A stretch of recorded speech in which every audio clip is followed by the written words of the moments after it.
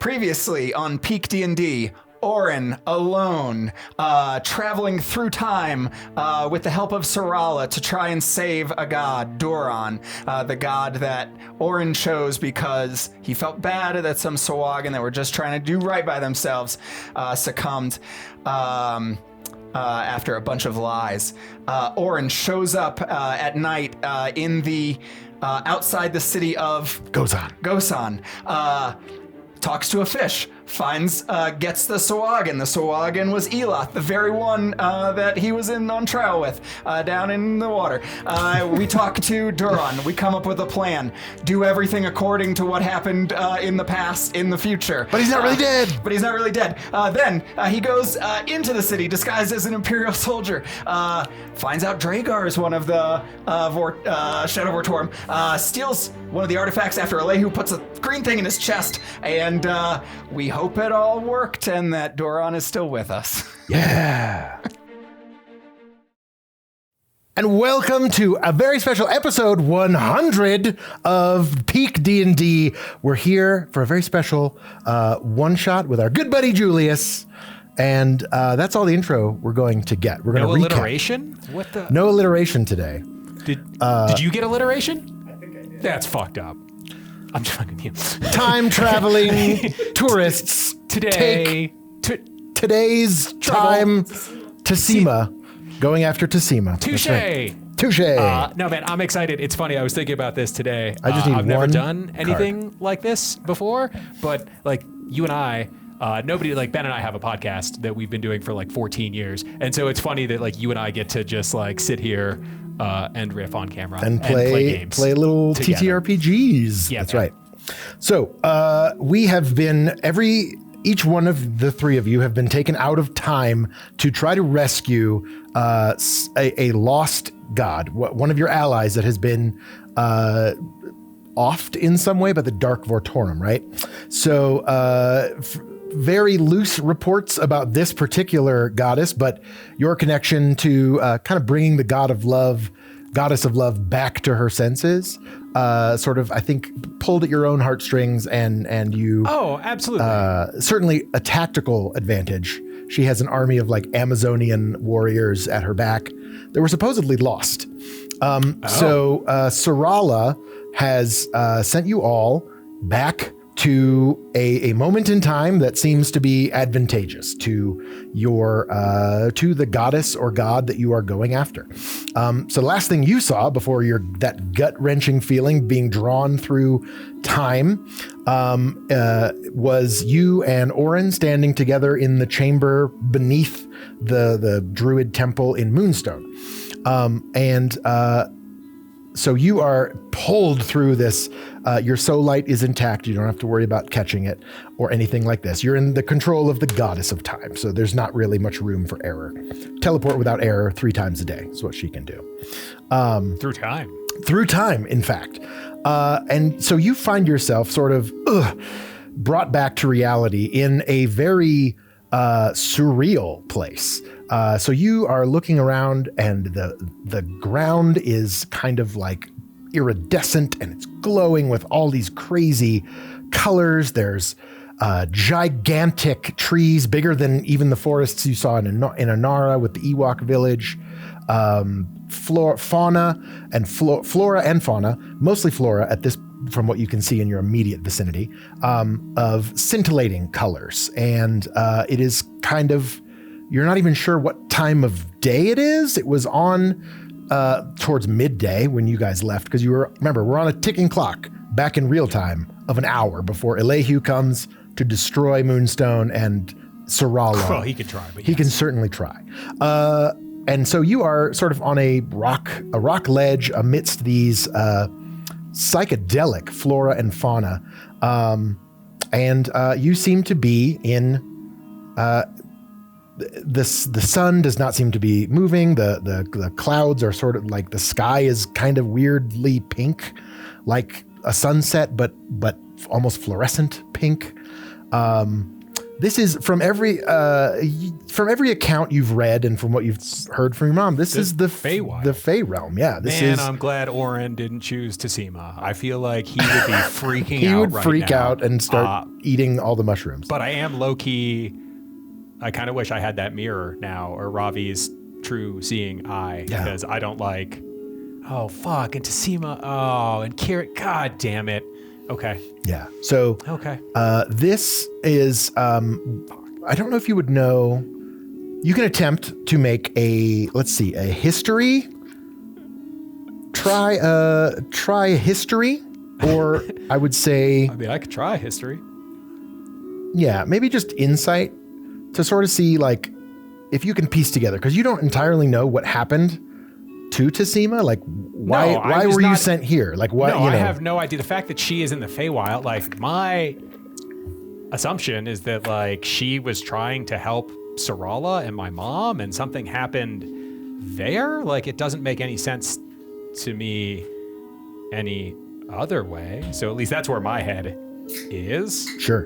But then also like I do know that what to her shitty fuckboy ex is also is sort of right. he's like the big bad here. Right. Yes, and he's got a war going with Moonstone and your mom. Natural 20. Is that a natural 20? Nice. Excellent. So you are piecing together like your brief conversations with Inara and Kenderahan about sort of what happened. You did, and from what you know, from what your mom had sent you a few messages from the Fey realm, that there was a war going on, that there's like these Fey lords are sort of an open rebellion against Moonstone for like coming back to the realm that maybe in their view they were banished from, they were never to return.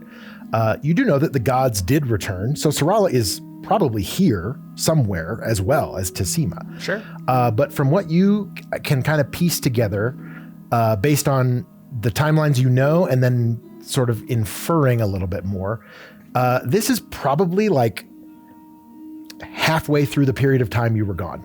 That Tesima was after Duran and Jastian disappeared. Then Tesima was the third to disappear. So you're sort of about halfway through that time. So currently, you guys are in a time where you're not in the material realm. You're on Vortor Island. At least I'm not going to run into myself. Yeah, so you won't run into yourself. But there's a chance that this is probably like in the midst of the end of that conflict. And you do know that like Tesima was probably here helping with that effort, and seems like it. Yeah, whatever motivations that may have entailed are yet to be determined. But you are not. Oh, she better not have gone back. You never know, man. It's got X's die hard. You know what I'm saying? I do know what you're saying. Or maybe she was out for vengeance. Maybe she was like, I'm gonna go fuck that guy up. I almost hope that is the case, but either way, I don't like how this is starting. Right. So we are starting. You are presumably in the middle of the Fey realm, in a lush forest. There seems to be like, some clearings and what might be a path or something. They're all very circuitous. Doesn't seem like there's a road anywhere nearby. No. But you do know, like, generally, you have you do notice there is a moon. You can see the moon here.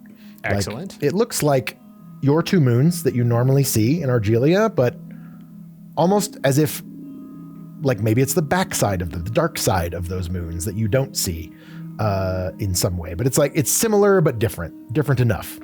But you can get a sort of a bearing on like where you are. For the most part, you can tell like what would be north, generally speaking. Okay. I breathe in the air. Okay. Yeah. You're doing all right so far. You have not encountered anything of this. It's floral and intoxicating, but not in the same way that like Vortor Island was. At least at this point, it doesn't seem to be.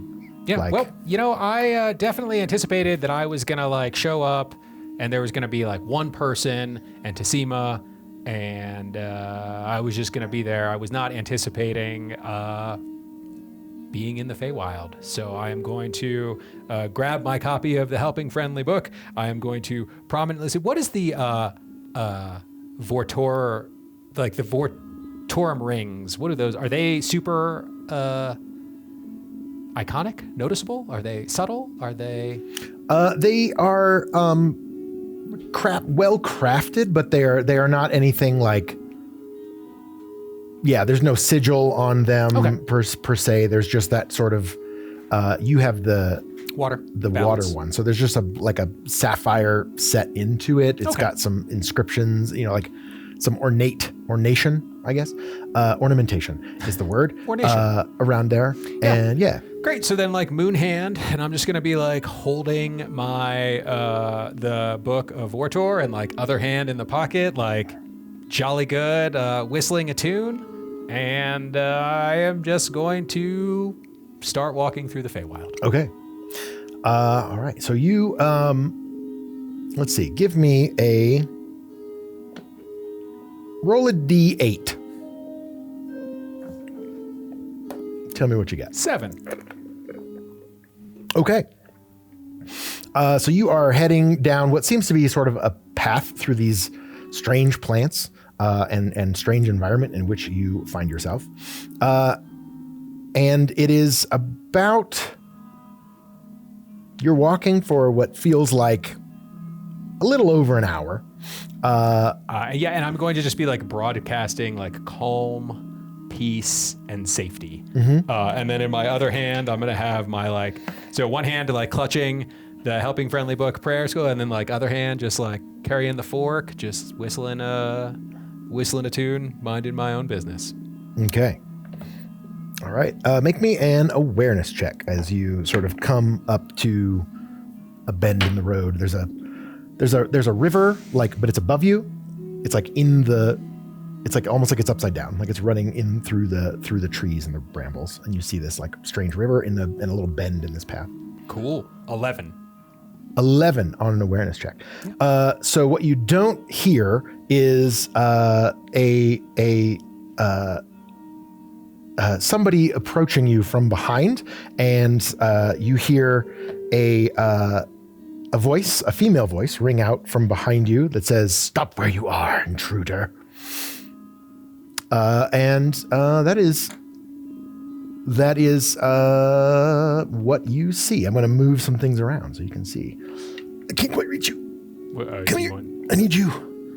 I need you, Julius. All right. So you're walking down. Thanks, I guess. And from seemingly out of nowhere, you find there is an elven woman who sort of appears behind you with bow drawn, sort of pointed right at the nape of your neck. Sure. And seemingly has gotten the drop on you.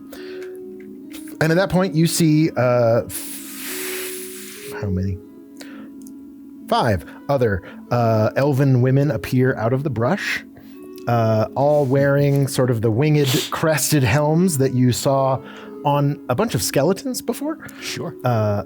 But they sort of appear around you, all seemingly bows drawn. And they yeah. I'll raise my scroll in one hand, fork in the other hand. And to whom do you swear your allegiance? It's good. It's good to see you. The last time we saw each other, you all were in worse shape, I dare say. Do you wear the visage of one of the Vortorum? Oh, no, Are you truly he? It is indeed me. I was there. You can ask me any questions about that day. My buddy Oren was there crooning some good songs. All the sisters were there. The girl power. You all were there. I confess, I did not anticipate to be sent to the Feywild. Why are we in the Feywild? What is happening? Before she says anything, she nods to one of them, and she reaches into her cloak and pulls out a little mirror. Oh, I just smile and holds it up to you. Yeah. I say, Seems that you are, in fact, Julius. waaaay of the Vortorum. And I'm here to help. Well met, friend. Things have not gone as we might have hoped here in the Fey realm, but Here to help Sarala, I assume? Is that what? yes, Okay. our lady has decided to save her sister and bring back the city of Moonstone to the material realm. The only way to do that is to free the city from... Real talk, though. How much of this had to do with Karen? Tesima wishes to exact vengeance upon her former lover, who put us all in the situation that you found us in long ago. Okay. Not so long ago. Oh. Time is strange here. Good. We've been here for, I think, several months at this point. It is difficult to say. The sun never sets.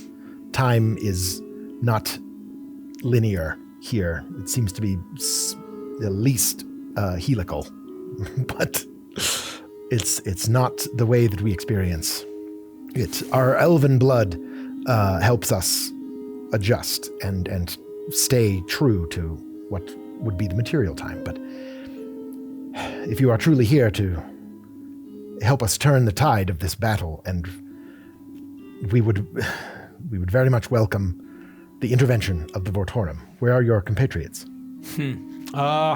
It's a solo mission today. They're off helping other people. Very well. We will take you to our lady and see if we can't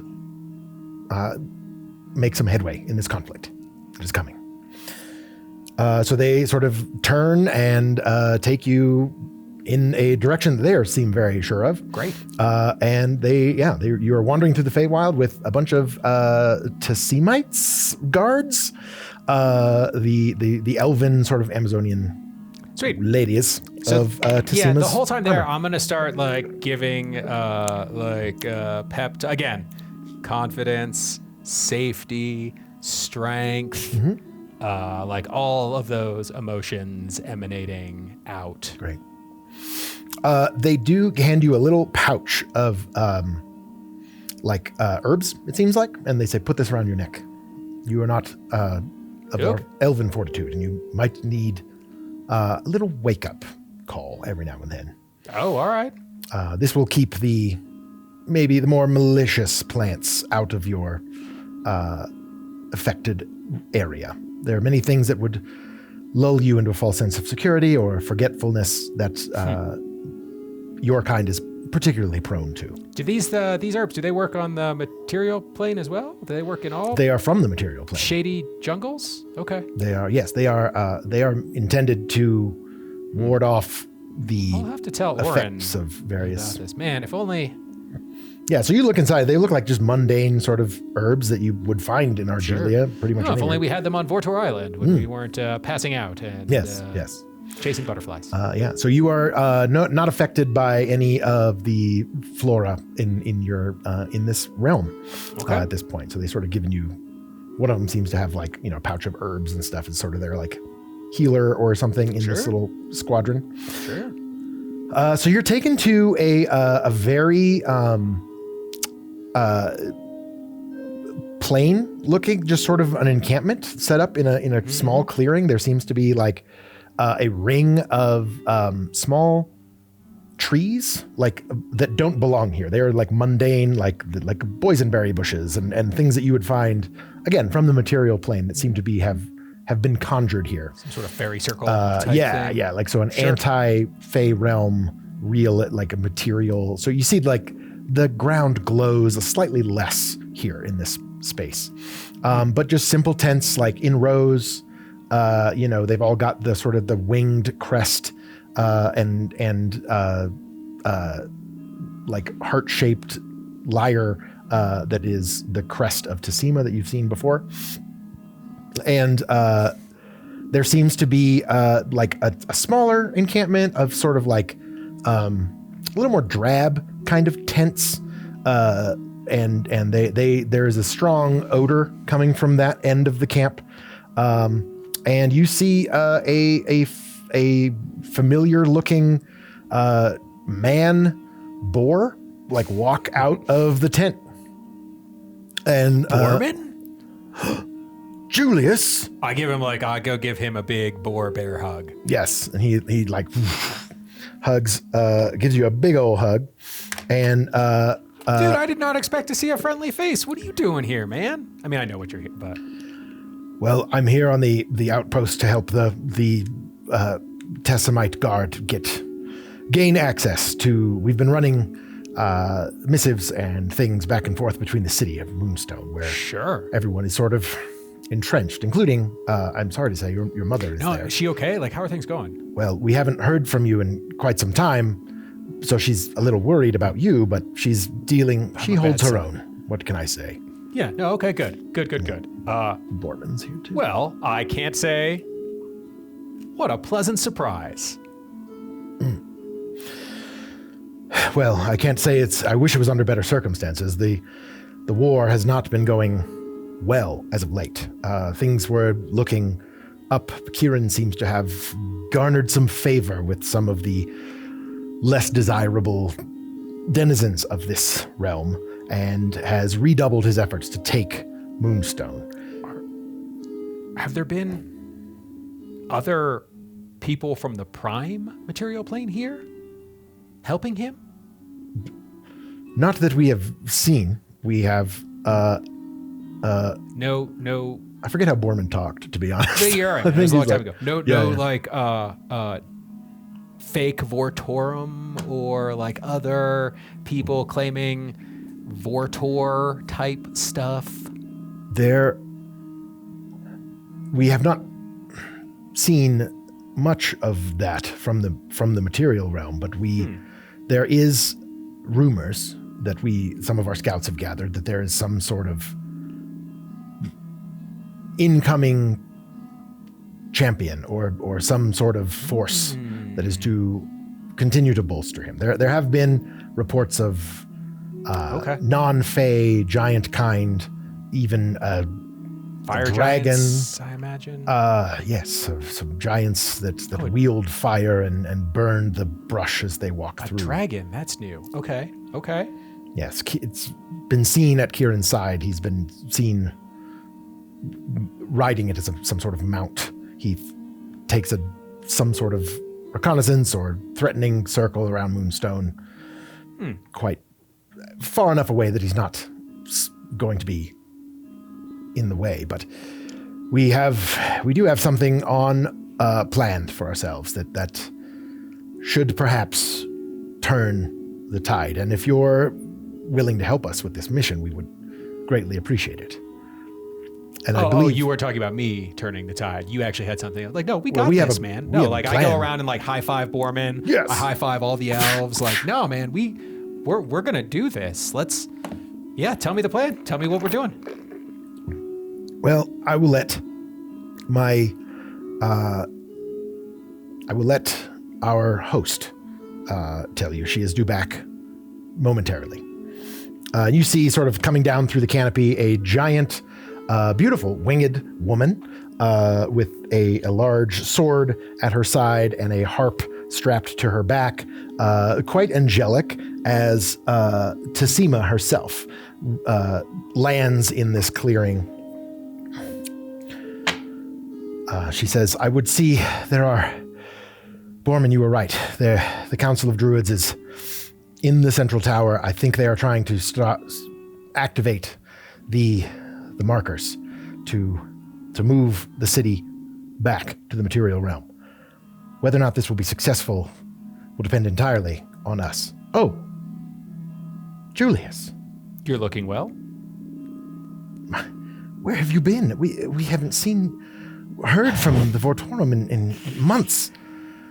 I decided to come here and sort things out for my sister's sake, because she's needed greatly, as you must know. Yeah. Well, and I know there are some bones to pick with perhaps some denizens of this world, I might imagine. Yeah, you see like a flash of that like bird skull, as soon as you say, I know. Like mention. I know. I appreciate you coming here to help out my family. We found the remainder, went to the playpen. We did not realize what sort of magics were affecting such things. But He is alive then. indeed, great guy. We'd always wondered why he never showed up. Why there was no remainder. Why? What? No, he was there, but there was some sort of the Shadow King. There was we have a lot to talk about. Yes. Let us. But we also, it sounds like this situation seems very imminent and urgent. So perhaps we take care of this first, and then I will happily fill you in. But do know we have an ally, a strong ally, who has no love for our foe. And that is part of the reason why that piece has not been on the board yet, is our foe is actively siphoning off some of his power and keeping him on the island. This to what end? Keeping it for who? Power for the Shadow King? We think so. It's hard to say. Hard to say. This is most disturbing. Indeed. Well, be that as it may, the sooner we can get back and put a stop to this, the better, which is why we have come up with what I think will be a plan, but it will only benefit from your presence. Wow. And I think that you might be a valuable asset for us. We need to activate the crystals, the pylons that power the circle, the city of Moonstone, to get them back to the material realm. Hopefully we can waylay the enemy enough and regain control of some of these towers. Some of them, in translation, have been misaligned, and we've been gathering them as best we can. We're down to 3. There are 3 left that need to be activated. They are the Council of Druids, including Garcia and Steve, who I believe you know. Oh, yeah. And Bucky, the antler guy. You met him before. They have started a ritual to hopefully activate the remaining crystals once they have been placed back in alignment. Mm-hmm. We endeavor to push from our position here and waylay the enemy between the walls of Moonstone and this front to trap them and perhaps get them out of the city, and in the same effort return the crystals to alignment so they may make the translation back to the material realm. I do not know what this will entail, but it does mean that we just don't have enough. We don't have enough forces to be in all the places that we need to be. But if you could perhaps help us in this endeavor, that would certainly take a little bit less. Well, I certainly am here to help. I'm certainly here to help. I don't quite know the tactics. It does make me wish that Oren was here. He's the one that's good about tactics. But he did have quite a few maps, as I recall. Oh, yeah. Yes. But as my brother always says, would like to something about maps. I mean, it sounds like we have 3 different targets. I would like to keep our forces together as opposed to separating them, if that is feasible. I think that would be some wise counsel. This is why I'm grateful for the Vortorum's intervention. How you knew to find us here is a bit difficult to your sister, your sister's a special lady. I can see she chose well in her champion. She is what you say, Julius, that you are not from this moment in time. Is that what I am inferring from your statement there? Your sister is a special woman. Leave it to Sarala to intervene on her own behalf, I suppose, but she does have sight that I do not comprehend. What I can tell you, well, time is an interesting thing. This is why I don't want to say too much. Yeah, she kind of looks at you for a second and says, too little.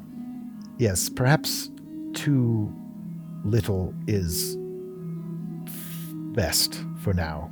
The less we know about Indeed it is. time. Indeed it is. Tread lightly through the trails of time is what I have been told by Garcia and my mother and Sarala and Yes, all wise allies, and I am grateful for their help. Perhaps do you have any desire to get to the city to see your mother, to perhaps, though being from outside of this time, that is not, did you have any interactions with your mother after your return from the Vortor Island? I did see Sarala, and I did briefly see my mother, which is good news. Yes. Though I would like to stay close To you, very well. if I may. I understand. She sort of takes that, she has a brief pause and sort of like understands the weight behind that, and doesn't really say anything else about it, but just sort of takes it in for a second. And she's like, at that point, like I'll switch over to mind chat and be like, feel free if we need to have more conversations, we can. It can go down like this. Yeah. Lots of rumors and lots of things are being said about these powers of our foes and what they can and cannot do. And I am here to make sure that your mission succeeds and we all get to go home. yes, I understand. I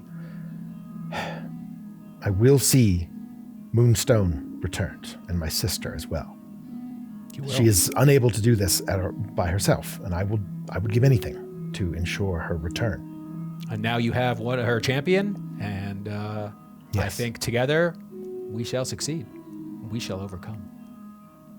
Excellent. Yes, we have but a few hours before the assault is to begin, to give the druids enough time to activate. In that time, we should start realigning the crystals. We have located the 3 nearby, and we will have to make, I believe, 3 simultaneous incursions to move them out of the hands of the fey creatures that hold them. Hopefully without Kieran's knowledge. If he is aware that the crystals are realigned, then we may force his hand in a way that we are not prepared to do. Indeed. But Okay, so now you say we have to do 3 things simultaneously, so we do have to split up then. you may stay with me, if that is what you wish. That is what I wish, yes. Very well. We have some representatives from Moonstone here. I was going to say a small force of their best and brightest, Borman included. No, I said like that point, I'm going to go put my hand on Borman's shoulders, be like, buddy, you need to lead one of these strike teams and you need to succeed. And I'm sorry I can't be there with you, but I trust you. We'll get it done. I know you will. His voice changed again, but now I think that's what it was. I don't remember. We'll have to go back and watch it. Tell me if I'm wrong in the comments. Great. And then there is like a force of Tessimite guards that will take the other sort of the brute force method. They're going to they're pretty stealthy, as you've known. They snuck up on me, man. So yeah, they can. So she's Tesima says, perhaps you and I can be a force to be reckoned with and take the third. Oh. On time. I don't think they'll have any idea what's coming if it's you and me. Fantastic. I like this plan. Very well. Gather what rest you can in the next. We depart in an hour. Everyone, in here, it's like time feels a little more like, okay, I think I understand like what an hour would be. All right. Because otherwise it might just drift by without you really realizing it. The scent of herbs and of home really kind of keep you in the present. Oh, okay. You know what I mean? Interesting. That would have been nice. She says, I am as subject to the effects of this realm as any being. This is, while nature is a domain I am familiar with, it is not. This is nature in so much abundance that it tends to be overwhelming, even to a being such as myself. But we depart in an hour, and we will do our best to ensure a swift victory and get Moonstone and ourselves back to turn the tide of this war against this Imperium, this empire of yours. All right. So are you doing anything before you set out? Do you need to, I don't know if you've had a rest or anything at this point. Yeah, I was going to ask about like where conflict. we were at hit points. You guys are basically wherever you were after the battle at the gates of Moonstone. So if you need a short rest, you can take a short rest. I mean, it's really just about, I'll take a short rest to make sure I'm at full hit points, but you may have taken a quick rest, maybe, before that, and then you should still have a short rest if you have some rest points. Possible. But honestly, it's more about mana points that I'm concerned about, but there's nothing I can do to. So no, in that case, I would rather use my hour to, I don't know, go around and I got like a bunch of like bardic stuff that I've been just like trying to like boost morale and like talk up the troops that are here and I don't know, fill them with a shitload of confidence and determination. Cool. Okay. Make me an influence check with advantage. Sure. Yeah. We'll just roll just one, I think is fine. We said with advantage? Yeah. Still better than it normally goes with advantage. 25. 25. Excellent. You are able to wreck some of the Tesima troops. Like they recognize you. They were like sort of in skeletal limbo at the time, but so you are able to like fill their hearts with love and joy and like determination. And the same goes for like Borman and the Moonstone guards. He's got a druid, one of the a pretty powerful druid. It looks like a dryad of some kind, like with him, but not one of the council members, but probably an arc druid of some sort, who has been sort of skulking around. This one in particular seems to be very familiar with Fae type creatures. Yeah. And has turned into this like strange lizard looking creature that's been skulking around, and this is probably where all that reconnaissance that they've been doing has been coming from, is this particular dryad / druid. Awesome. From Moonstone. So I would say that these guys have advantage on I'll say that you've basically given them advantage for their encounters that will be happening. Great. And we'll sort of roll that into a roll for them, like to see what level of success they can attain. Yeah. Great. So we will, so the hour has elapsed. Everyone leaves with full hearts and strong will, and not in no small part due to the intervention of Julius. And so everybody heads off, and you are left with Tesima to head off in sort of one of three directions. They all sort of head out in three different directions. She says, Julius, I think swiftness would be our ally in this endeavor. I would like to offer you a small gift on my behalf that may help us in our endeavor. So she reaches back, her wing arches over her head, and she pulls one single feather with it's mostly white with like little green touches on the outside, and she places it sort of kind of in your hair, and you feel it kind of like grow and engulf you in this warmth, and you feel love, I guess, is the best way to put it. Like you just feel Sweet. kind of overwhelmed with all of the love that you've experienced in your life, the people who love you, whom you love. And that memory sort of solidifies into your very heart. And then it sort of travels back in this wash of warmth, and whoosh, you grow spectral wings so that you can now fly for a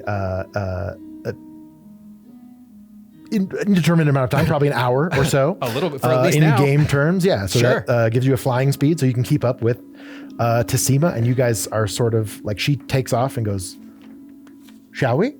And After you. love lifts us up where we belong, truly indeed. And she takes off into the canopy of these Feywild trees, bobbing and weaving, and you are able to keep up with her pretty easily. So you guys come to, you're traveling through the Feywild. We'll make a random roll to see if the Feywild has anything in store for us. Okay. And it does not seem to. Okay. You do see, like, there are creatures that live up in this canopy. Like, you're not in the open air. It's almost as if, like, that doesn't quite exist here. Like, every time you go up to, like, another, what you think is the top of the tree line, those trees just keep growing. There's, like, water running through the middle of these, like, rivers, and there are like pockets of clouds that have their own, like, weird scintillating purple rain coming down from them. Yeah, it's like these little microcosms of ecosystems that you're sort of flying around through. I would love to spend more time here on better circumstances. Yeah, you see, there's definitely like some vines and stuff that you see like kind of shoot out from certain trees and just basically just flash at your wake, and because you guys are cruising. No, I mean, luckily, having been to Vortor Island, like, I appreciate some plants want to eat us. Oh yeah, for sure. Some plants do want to eat you guys. Yeah. And then so you come to what looks like a small. There is she sort of starts to spiral down, and you see I guess what would equate to a clearing here, but it's not much. It's already growing over, like whatever was here before. You see the remnants of what looks like a white stone wall that is very similar to what you saw at Moonstone. It seems to be like sort of like a fingerprint on a piece of paper. There's just like gaps in this, so you think you're in like what would normally be attached to the city, like just how you saw, but this is like almost like a little pocket of Moonstone that has been separated from the rest of it and moved there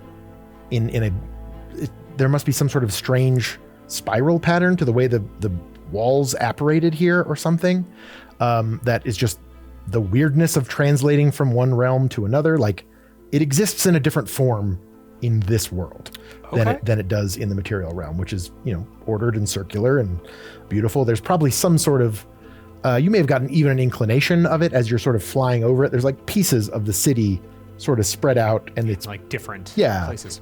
Some strange archaic rune shape that it exists in this realm as opposed to the material realm. So this one seems to be just a small like turret sort of attached to the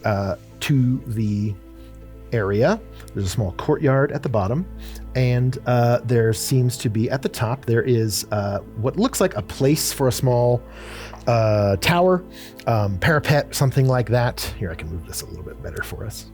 I know you're moving the camera. Good on you, by the way. I had to remind Will like 3 times to do it. Well, he's not used to it. I mean, I get it. I fail. I mean, I forget most sessions. I mean, well, sure. What did I do with my rune circle? Where's my rune circle? I haven't seen it, unfortunately. How about a button with my face on it? How about that? Did you always know that this is what happened to Tesima, like that it was in Sarala that it went down? Or Tesima? Was this, did you like... Yes, had you inquired as to the fate of Tesima, what would have happened is Even before I made this choice, though, like before we sat down and I chose. Yeah, like, when you chose Tesima, I was like, oh, that's kind of fortuitous because you're going to be in your own backyard in a weird way. Fascinating. Okay, cool. So Carry yeah, on. it was kind of interesting that you chose that one. I mean, anyone could have chosen this one. Oh, sure. There was anyway, but so yeah, so you see what looks like a. Where did I put the purple crystal? It's a green crystal, but oh, there it is. It's in the boat. So we'll pretend I'm getting up. Don't worry about it. It's fine. Great. So there seems to be like, some overgrowth, some mushrooms and random things sort of growing up around this green, very green crystal that is sort of sitting around the base of this tower that's sort of like existing here in the middle of the Fey realm. So this seems to be what your target is. The crystal is sort of surrounded by various vines and mushrooms, fungi, for lack of a better word. So it does seem like it's been here a while, I guess, is maybe what you would imagine. But again, time's sort of wibbly wobbly here. It's not entirely, but your task does seem at least a little bit clear. That the crystal needs to be aligned at the top of the turret, the small portion of this wall. So we need to grab. So we need to move the crystal and put it on top of the wall. It would seem that way. She doesn't land right away. She's sort of hovering and looking around and seems slightly confused. She says, "This doesn't seem right. There's no one here. Everything that our intelligence has gathered has said," she's mind talking to you. She says, we should approach with caution. This is not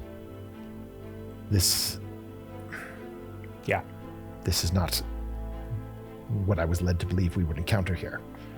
Yeah. Completely abandoned. Too easy. It's too easy. Yeah. I suggest we land a little further off and approach by foot. Yeah, following you? Okay, so she sort of lands. You land, I don't know, maybe you sort of shoot off into the canopy again, land, let's say 200 feet away or so. You can still sort of almost see it through the deep brush of the Fey realm, but you can keep an eye on it so you can approach it a little bit carefully. She is going to, you guys are going to need to make a stealth check, but since you're in the presence of a god who's exceptionally good at this, you have advantage on this. Oh. I'll take advantage. Yeah, so a stealth check with advantage as you sort of approach this small piece of moonstone. 19. Excellent. So you actually, she has to roll with advantage too, I guess. Yeah, she's fine. 24.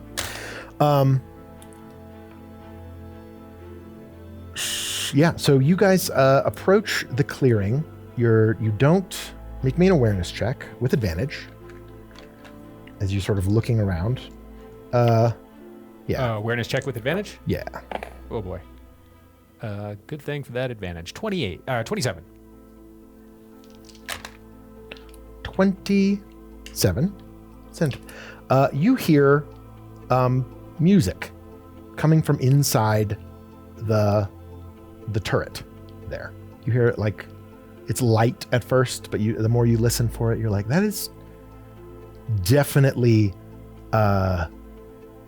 that's music coming from inside this little turret. And you, without needing an awareness check, you see Tesima sort of shrink, like soften a bit. Mm-hmm. Her wings sort of come back, and you see a single tear sort of start kind of coming down her cheek. And it's a the tear of a god, so it almost scars her skin as it goes down, and you see again that little flash of that bird skull beak extend from her otherwise white wings that sort of flash a little bit Tesima, black, and she says, "Listen to me. They're preying on your weakness. That asshole is here, and he is here to hurt you. No. And you need Yeah, no, I'm sure that is your song. I'm sure that is a song that's meaningful. I'm sure he's going to be here to hurt you and prey on your weaknesses, and you need to be strong and remember what we are here for and remember who you are. All right, make me a, I'll give her advantage on her saving throw because of that. Here, I mean, she is a god, so she stands a pretty good chance. Yes, so this, the DC was exceptionally high on that. And she, with advantage from you, was able to roll a 27, and the DC was 25 on that. So you see her, for the briefest of moment, almost take a step out into the clearing from your, like, sort of vantage point, your hiding spot. And then she stops, shakes her head, and says, "You're right." I'm going to, like, grab her hand and give it a squeeze and be like, no, together we have this for the future, not the past. Yes, you're right. Perhaps we should let him think that this is working for now. I am 100% in. Yes, 100% yes. All right.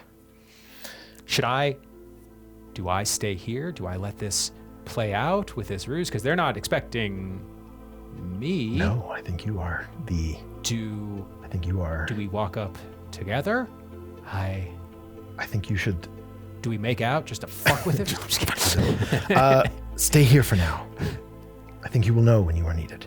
I will not be far. And actually, yeah, I think, like, you're like probably back here at the brush line, and you guys are sort of walking out this direction. You know what? Before what do we got on this? I'll move this over here. She goes. Okay. I'm going to use one of my class features, and I'm going to hit her with a Radiant Bond. Shout out my good homie, Oren. Yeah. And so, yeah, I'm going to give her the Radiant Bond. Okay. Sweet. And that gives you... if I heal, she heals. Ah, yes. Okay. And then...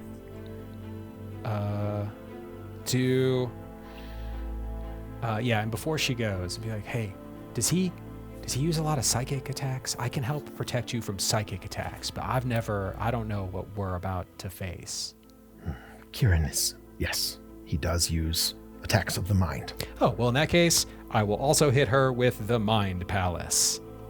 Yeah, Mind Palace. Which gives her resistance to psychic attacks. Yes. Awesome. Sweet.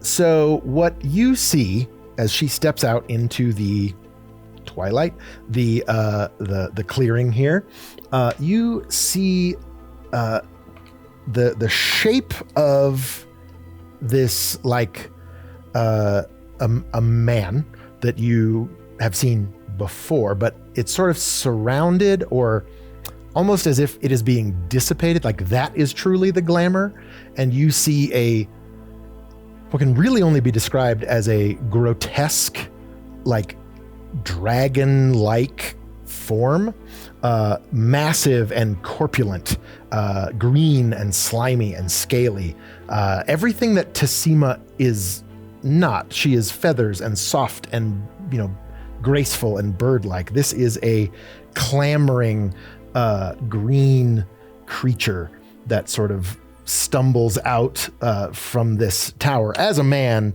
but turning into, he's sort of like on the balcony and then appearing as this grotesque kind of fey dragon creature. Okay. And you see her sort of approach it, and she is playing the part, and he sort of, you see him, he purposefully interposes himself between the crystal and her, and nonchalantly, but you see that sort of like he's definitely on guard for this too. He says, "My love, you have returned to me at last. I thought I would welcome you with our song, seeing as you helped me create it so long ago." "Yes, Kieran. I heard its melody and it touched my heart. I have remembered and longed for this moment for quite some time. And you see he sort of smirks, and like just a acidic sort of drool comes out of his mouth, and he says, "Then join me, my love. Together we will build a realm here, my kingdom, where we can stay for all eternity, and you and I can be together at last. Embrace me." And she says, "Gladly. I have longed for this moment." And she goes in for an embrace, and he sort of spreads his wings as if to engulf her. You see like magic sort of shimmering out from this. And at the last moment, she draws the sword and runs him through, shoves it straight into his weird gullet. And it sort of spills forth with this foul viscera of ichor that spills out, and he just and she says, "Now, Julius, we take him together." Well, yeah. Let's roll some initiative, baby. We'll put Kieran will be going last because he was not expecting that. And let's see, we need one for her. You may roll initiative. Yeah. What do you got? Let's see. The DC is 15. I am confusing. That's what I got. I got an 18. 18, excellent. You guys are going first. So you or we'll say she's already acted in this round, so she's going first. Now you're up. Okay. And he will get to react later. Okay. So. Oh, actually, it would be this, but he is surprised this round and does not get to act. So you are here. Then, what the hell am I gonna do? We're gonna use 1 mana point and 1 AP, and we're gonna start a bardic performance, and that's gonna give us a D4 to add to our first attacks. And then I am going to... I do think, actually, it would be this, sorry. He would be last because you did beat the initiative, so. You're good, man. She's just a goddess. She just gets to do whatever she wants. Then I'm going to huck Buzz. Buzz. Go. Shakow. And then I am going to... Okay. Let's get him on some actual lines. Shunk. Oh, that's interesting.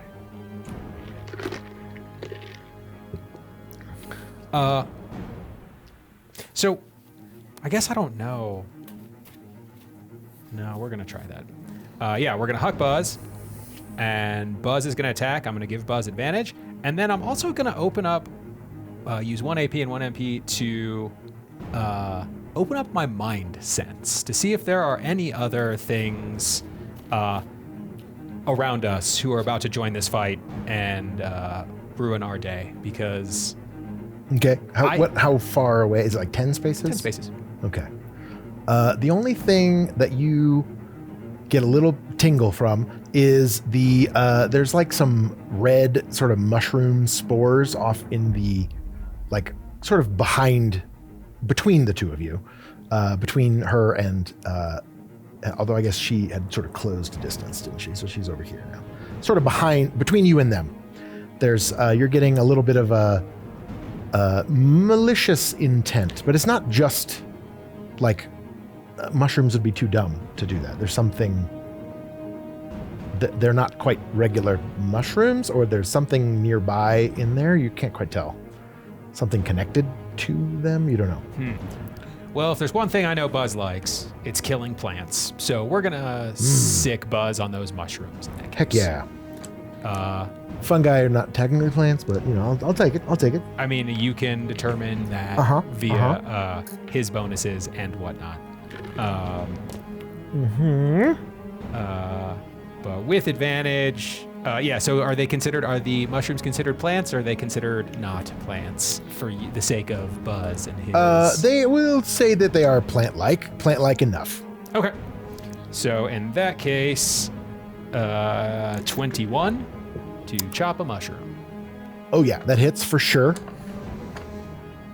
For 4 points of damage. 4 points of damage. Slices into the cap of this fungi, and you see like these two kind of arm-like structures come up and swat at it. As this creature takes damage, you see that it is not just a large mushroom; it is a mushroom person hidden below the surface, and you see this mushroom becomes a mushroom man. Okay. Mushroom man. And we'll just go ahead, and their jig is up, so they will just pop out as these sort of fey fungus creatures. Oh, actually, Buzz, is a 25 a heavy or brutal hit? Oh, that is a heavy hit, yes. Okay, so On these dudes. 5 points then. 5 points, all right. All right. And that was me. All right. Then we'll say he doesn't get a turn, so we're back up to our good friend Tesima is going to go there. I need to put in the myconids. They'll go down at the end. Their action was erupting from the earth now that they've been caught. And so she is up. She is going to take another swing at... yeah, no mercy. He doesn't deserve you. I'm going to give her the help action. Okay. Great. So I believe that gives her double advantage on this roll. Right? Does that give... No, the help action gives her a D8, right? Gives her a D8. Yeah. Oops. Never mind. So she has advantage anyway with her weapon. And an extra 1. Excellent. You know what? Ooh, she might need it because... you see that he is able to sort of like bring up his defenses, and she, while she takes another swing at him, he is able to sort of, like his corpulent dragon belly like absorbs the blade for a minute, and it just bounces off, and she misses. Well, not cool, but okay. Not cool indeed. She is going to use an additional action point to try to cast a spell on him. This is a clash of two mighty beings. This guy is sort of in his element here. This is, the Fey realm. He's from here. He's kind of the dude in charge. So she will get a save from this. Oh, and he does fail it. So you see that like a spectral... she had a D4 to add to that attack as well. Oh, I don't know if that helps or if that makes the difference. Yeah. But I think it'll help for her spell attack or for like... For her first attack. Oh, okay. So on the one that she missed with. I don't know if a D4 would matter. An additional 3 would in fact, yes, that would be enough for her to actually hit him. So she does... with a 21, thanks to you, is able to, that does sort of like leave a slash through his stomach. And he does take an additional 8 points of damage. And then you see this like spectral hawk sort of like emanate from her wings and sort of like her body in general, and it sort of swoops out and starts slashing at his eyes. So he is blind for 1 round. Sweet. So attacks against him have advantage, I believe, is what blinded does. You can't see, and all terrain is considered difficult terrain unless you are guided by another creature. Well, he's just blind. That's the unseen, and then, so I think you have advantage on him. Does he have disadvantage on his attacks as well? I would imagine he does. So I'm going to go say he does. I can see more on page 132. Only if you want to, though. Only if I want to. Do I? Do I really? Hot tamales. Let me see here. DC.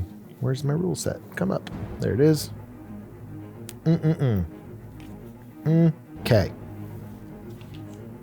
And let's see. Unseen. Hidden creatures. You have advantage on attacks against creatures that can't see you. And creatures that can't see you have a disadvantage on attacks against you. So he has disadvantage, you have advantage. Sweet. All right. Cool. As does anybody else who may or may not be attacking. Sure. And it is, let's see. That is her turn. And Julius, you are up again. Indeed I am. All right, man. What, talk to me. What does it take to summon my Fortorum water elemental buddy? I think it's just it is a free action, I believe we decided. Nice. So your water elemental jumps forth from the ring. Although we did decide, I believe it has to come next to you. It is summoned like next to you.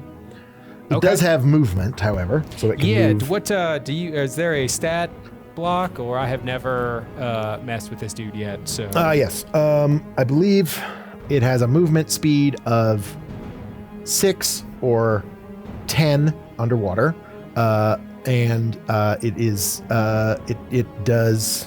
I think I have a stat block for it, if I'm not mistaken. I mean, I don't need quite like hit points, how many action points it has, attacks. Those are pretty much the. Yes. Let's see, I can find it. Yes, I know. I think we did it. I think I explained a little bit of it. It's basically whatever Wills does, but I forget what it is. Sure. Or whatever. We had Tony's, we figured out what it does. So if I'm wrong today, we're going to figure it out. Sure. Okay. So it has 36 hit points. Good Lord. Its PD is 15. Need to know that. Okay. And let's see. +7 to attack. What's its AD? AD is 12. Cool. +7. And its speed is 6, 10 underwater. And it has a save DC of 17. As a matter of fact. It has one attack that is for 4 bludgeoning damage. It can also do a couple of other things too. Okay, how many AP does it have to move and attack with? It has. When does it say that? It should say that, right? Actions 4 AP. Okay. It goes on your initiative. So sweet. Okay, this is going to give me a handful of things to do. First, we'll have Buzz go first. There's a couple of other things. It can be slowed with free cold damage and that kind of stuff too. But that should be everything you need for this. Okay. For now. Now Buzz is gonna cut a mushroom, or at least try. Does a 14 hit a mushroom? 14 does. And we're doing the extra plant damage, right? That is no, sorry, 14 does not hit. I'm sorry. 15 would hit. Oh, wait, he gets the D4. Yeah, Buzz. Oh, yeah, buddy. +4. Bada boing. Yep, that hits. So, 18. All right, so 4 more plant damage from Buzz. Strong work, buddy. Yep, oops. Then 1 AP to move this elemental. It will take attacks of opportunity if they so choose. It's going to go 1. Yes. The one that Buzz just attacked died. 2. So he did. Oh, sweet. Yep.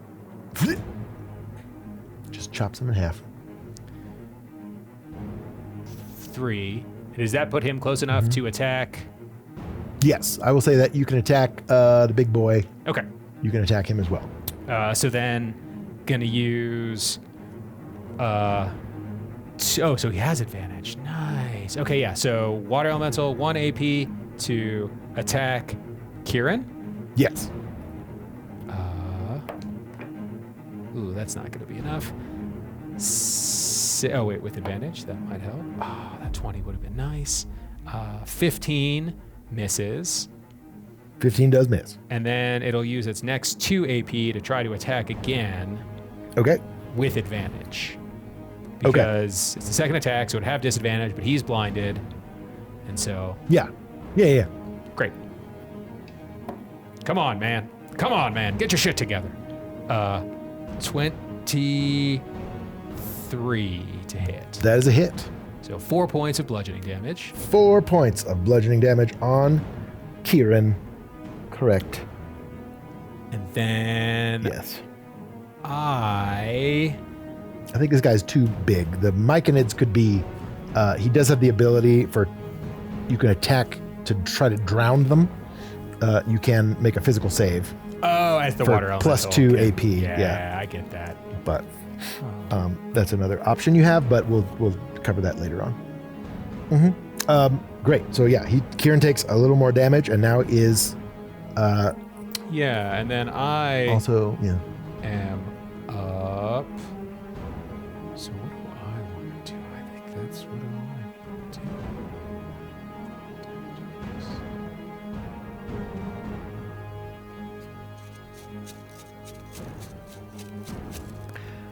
Yeah, I'm going to cast Bless on Tesima, because God ally, so that's 1 AP and 1 MP.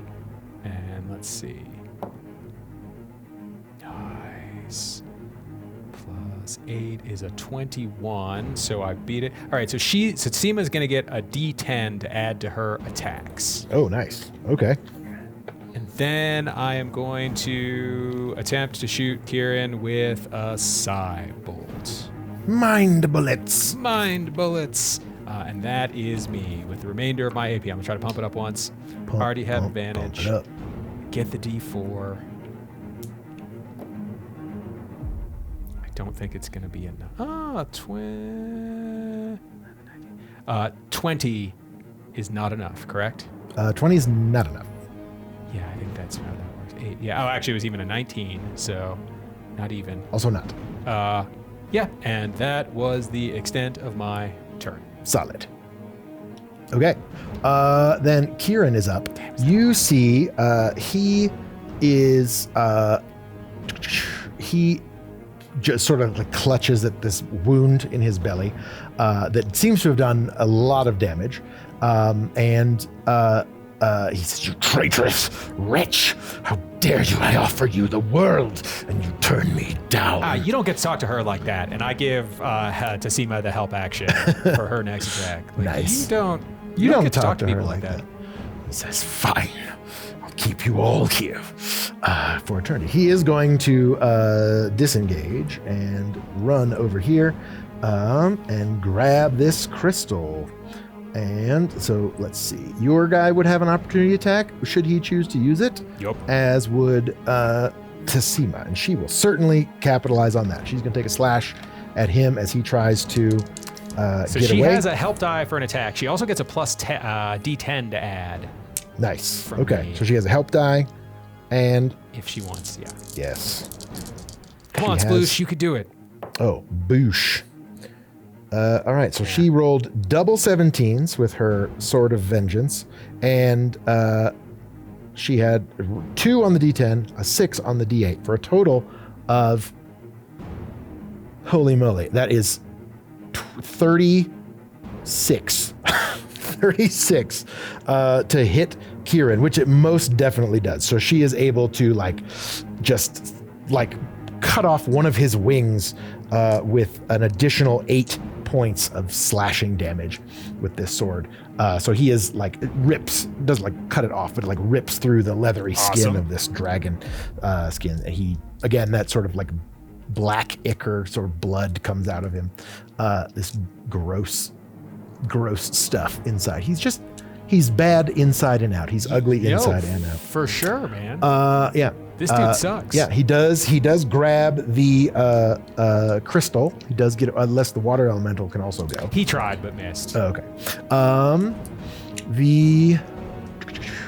Great. So he is going to move over there. He grabs that. He utters some words under his mouth and emits a large sort of shrieking sound that everyone hears until Tesima goes, "Silence, dog!" and counterspell, spell duels him on this spell. Make a gesture to the sky and be like, I hope Ravi's here with me now. Spell duel. All right, so he rolls and she rolls, and well, he already rolled. Did I roll for that? I didn't roll for it. So we'll say he rolled now, and he rolled a 20 straight up, and she rolled a 25 with her spell duel. So she instantly just grabs that and absorbs the shriek, girl. and you hear it sort of like. It turns melodious, like she flips it around and turns it into a beautiful song, a choir, a chord. And she, as she sort of you see it sort of vibrate the strings of her lyre that's strapped to her back. Mm-hmm. And he is unable to do anything else. He does look like he spreads his wings as if he's about to take off holding this massive crystal. And then the myconid guys are going to go.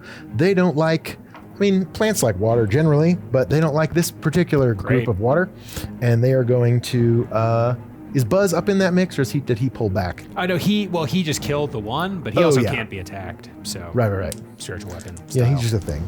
That guy is not. Ooh, with a natural 20 and a 20 to hit the water elemental. Nope, that's 2 hits. 2 hits. So that is +2. So that is 3 points and 5 points. So 8 points to Splashy. Cool. Splash is his name? Sploosh. I think we're going to go Sploosh. Sploosh. All right. That is them. Back to the beginning of the next round. You notice at the top of the round that crystals is now glowing. It seems that it has been activated in some way and probably needs to be up at the top of that tower pretty darn quick. You're not sure how much time, but it seems the ritual has occurred. And the teleport is imminent, if all goes to plan. Then Tesima is up. She sees him, what he's going to do. So she sort of flies up and around. She sort of does a dive attack on him and is sort of going to meet him in the air to try to attack. Mm-hmm. She pulls out her, holds her sword, pulls out her lyre, strums a power chord, and you see these, the notes solidify into daggers or spears almost at her size, and 3 of them go towards her prey of Kieran. And all of this is her sworn enemy now, so she has advantage on all of these rolls to see if this spell attack, well, it's just a spell attack, so do that. Ooh, and she gets a natural 20. She gets +10 on her attack checks. +10. So that is because of plus. That is a brutal +2 for the crit. So that's just 6 base damage plus the 8 it does, plus the additional 8 of the second one it's 8 plus 6. So it's 30 points because it's 8 times 3, 24 plus 6, right? Yes. Why the times 3? Let's go with it. Because she shot 3 arrows, spears from her lyre. She's doing god level shit now. Yeah, well, this is why. So for 30 points of damage. If you've got a god on your side, use your bless and support things to help them. She gets a D4 to that as well. Yes. Just okay. In addition to. Yes. So that is her first attack. +10. Okay. So I don't know if it doesn't get us to the next. Cool. That's fine. Third tier of additional damage on top of that crit. So yeah, hot damn. Actually, yeah, no, we'll just say 30 because that's plenty. And Kieran is thrown back as these almost, they start out as these beautiful choir chords and they hit him and they sort of turn dissonant. And he still seems capable of flight, and that seems to be his intention. But Julius, you are up. We will say he is certainly bloodied at this point. Okay. That is good.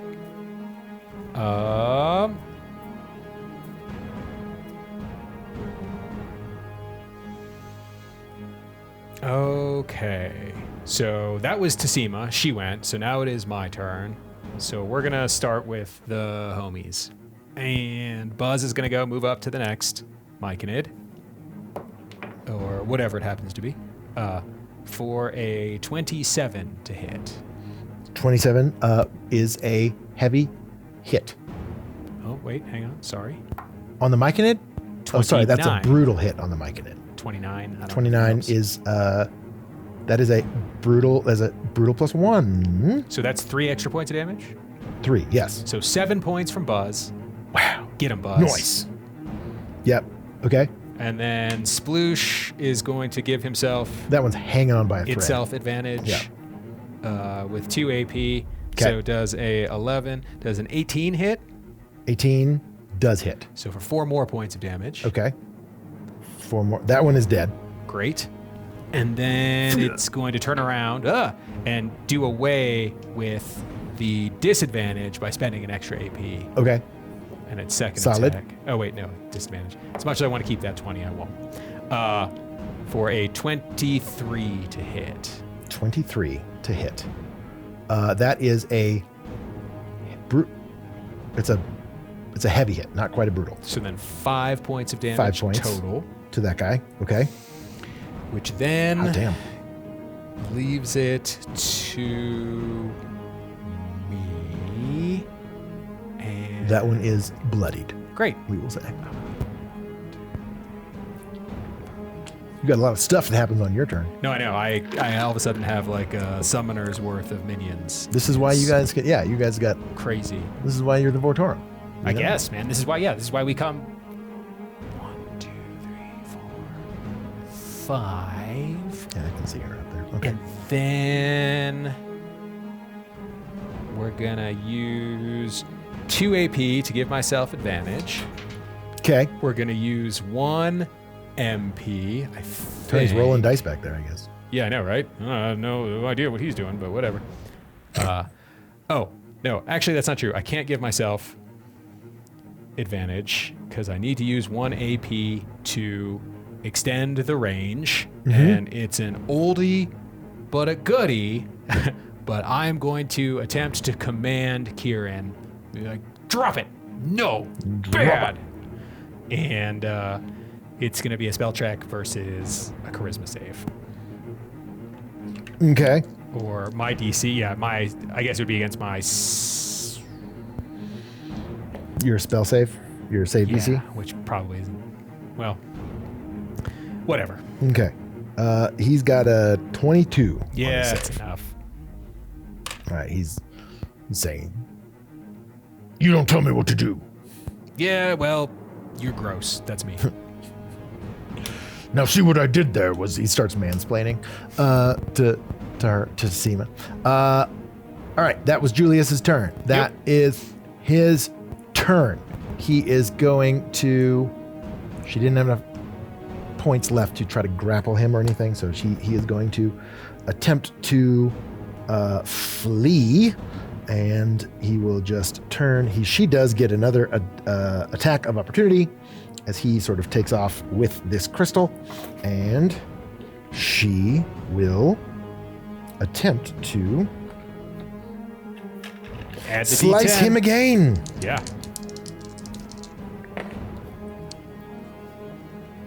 All right, and then she can now she could cast a spell if she wanted to, right? As a reaction for an opportunity attack. I forget. Oh, I don't know. We'll just say she just attacks. I forget. Just give her a +10 Yep. or the D10. I don't know. I don't know either. I'll have to look it up. See if I have time. Yeah, it's fine. She's just gonna slash at him. She's not really thinking super strategically. She just wants to kill this stupid dude. She wants to get revenge on her ex. Mm-hmm. All right, so that is a 24, which is a hit on Kieran. So that's an additional 8 points of damage to him. And he is definitely not looking good. And he does move. Let's see. He moves his full movement, and we'll just keep him here for now because we're not going to move him off the table. But he is 10 spaces away. It's funny, after you complimented me for the battle cam, I For think the- I've I had forgot- Kieran out of this frame Oh, well, the he's entire just a time. big old ugly dragon. That's all right. In the Feywild, you know, it's all up to the imagination. Anyway. All right. There is just one sad Myconid left. But we have to get that stupid crystal. Yes. Yeah, sad Biconid. See what you got, buddy. He's gonna try. He doesn't like. Let's see. I guess he's only near Sploosh, so he's gonna take an attack on Sploosh. And what did we say his PD was? 15. 15. Yeah, it does not hit. With a 14, very close. I wish I had some friends who could help me out. Yeah, I'm sure you do, man. Yep. So sad Myconid doesn't do anything. And that is their turn. She is up, and in a very Scorpion-esque, she sort of plays a tune on her lute, her lyre, and what were spears last time now turn into like ropes, like a lasso, and reach out and go for him and attempt to grapple him. So he will try to make natural 1 for Kieran, and he is grappled. She pulls him back. You see him just sort of pull him out of the air back to where she is. So he is now adjacent to her, and she will attempt to punch him in the face. D10, D4. Awesome. D10, D4. Okay. Great. 2, Come on, love. Ooh, another natural 20 for Tesima, and then a 10 on the D10 and a 2 on the D4, which gives her an equivalent of 42, which is the answer to everything. So that is plus 20. So that's a brutal plus 2 and a critical. So that is another 18 math face. 20 points of damage to Kieran, which is enough to take him down. She brings him in with this lasso, takes her sword and says, I know now what true love means, and what you offered was nothing like true love. It just decapitates this motherfucker right in front of you, and the crystal falls glowing to the ground, and it is now pulsing with magical energy. Time is running out. I try to telekinesis it to the top of the tower. You can lift 100 pounds. Yeah. It's probably heavier than 100 pounds. Shit. Okay. But she, I would say there's one sad Myconid, and he will go away. We'll say we have one. We'll say we're out of rounds at this point, but we are going to have just a matter of moments before this thing needs to be in position. Yeah, well then, at that point, then I will... Working together, you turn into can a help bear her. Or, cast fly. It doesn't lift that much, though. Yeah, it's like 200 pounds. This thing's like 200 pounds. Yeah. It's a big old crystal. It's like the size of a man, at least, if not bigger.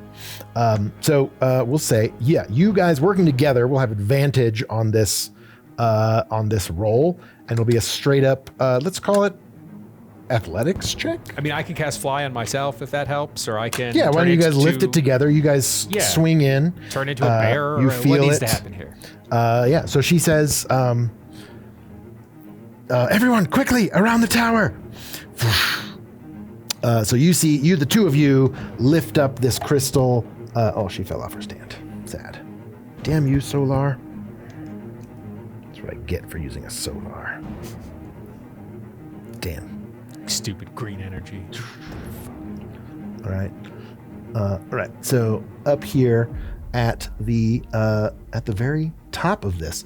So, and then this guy can go back in your ring, or he can hang out at the base of the tower. Yeah, either way. You sort of see, like, as soon as you guys align this crystal, it almost like the pylon shifts into place. You see, like vines, these like brass, like a setting for a ring, like sort of wrap around this with druid magic that sort of automatically senses this pylon. It starts pulsing. The walls around you start pulsing. You feel that familiar lurch in your stomachs.